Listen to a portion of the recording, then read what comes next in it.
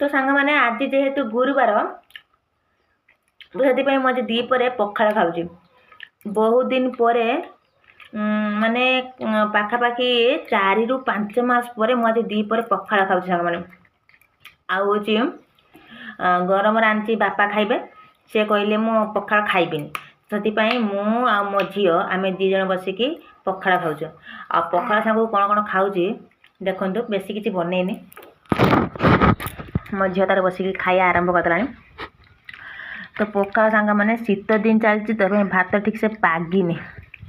आउ फुलकोबी सीम नाड़ुका ताको पड़ी गोटे भजा है जबरदस्त आउ आमर आंब आचार आ ये रहिला साग